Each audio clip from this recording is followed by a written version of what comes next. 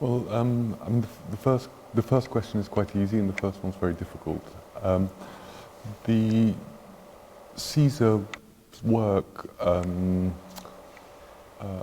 discovered Siza's work with my partner, Stephanie MacDonald, with whom I work since I was a student, and since we made our practice 6A together.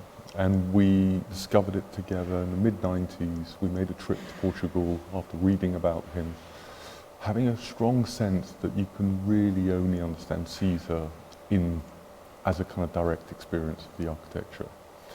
And I think that trip was proof of that and more.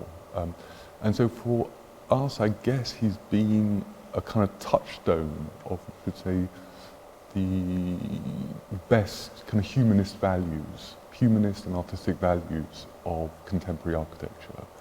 It's work which is socially engaged. It has an incredible relationship to its landscape. And I don't think in a kind of trivial contextual way, it actually transforms its context. It has a kind of a looseness when you want it. It has a kind of discipline where you need it. And somehow it feels like a body of work, as a continuum body of work, as a kind of ongoing research on the city and its citizens. And I think that's something which you can draw an enormous amount from without ever needing to be formally related to it. Somehow it feels like an architecture that's incredibly open in terms of communicating its values without ever being didactic in terms of having to repeat its forms. And I think that for that it endures as a sort of presence in our mind, in our conversations, without ever somehow tiring. It's not something which is either to do with a definitive formal statement, formal position. It seems to shift, in fact, while many different Caesars. And I think that perhaps there are so many different Caesars, which is what makes it so difficult to select a project. But the one that I've picked for today is the cooperative for Bordello here in Porto. It's a project which is not very well known by Siza. It's in the centre of Porto. It's cooperative building with a kind of supermarket and an administration building.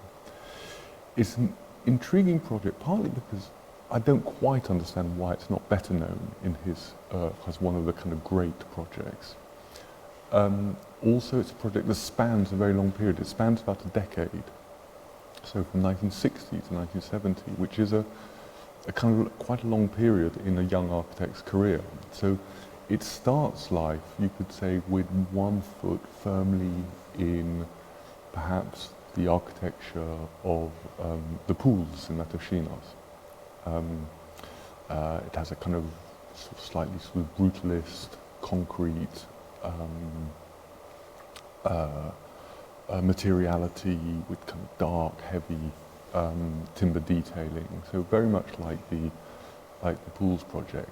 But then it kind of extends right into up to 1970 for reasons I don't fully know. To a period when he was making these kind of very refined houses. And the project, I think, to me, represents many of the things that were to come, in a sense. Firstly, it's a kind of community, sort of socially engaged project it's to do with work, it's to do with kind of the kind of cooperatives and their products.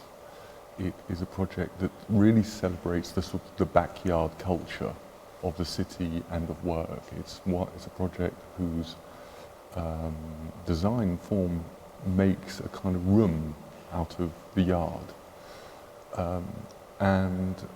It has within it a kind of a topography, its own inner topography, much like the Pools, or actually much like many of Siza's projects that seem to invent their own internal landscapes.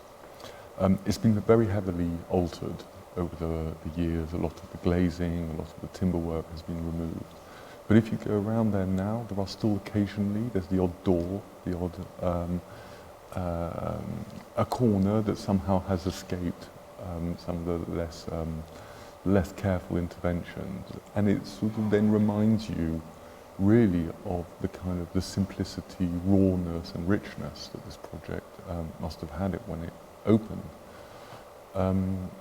It's a project which is also very much of its time. Its materiality and detailing and kind of spatial structure has some of the refinement of the kind of pre-revolution craftsmanship and abundance of materials that came from the colonies, which is kind of very much part of Siza's kind of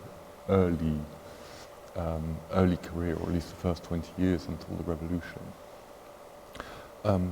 and has almost like a kind of mixture of sort of, feels like there's some brutalism in there, perhaps, you know, an element of echoes of British brutalism, but then it had an almost Frank Lloyd Wrightian kind of darkness and lowness, and it feels like it sort of synthesizes quite a few different influences which I'd never really seen as explicitly in other work.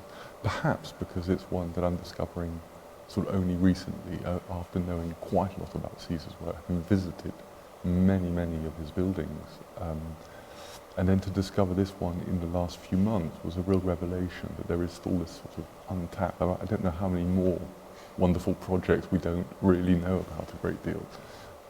But certainly I think it's one that is, I think sort of deserves greater study, greater exposure, and hopefully a nice restoration sometime.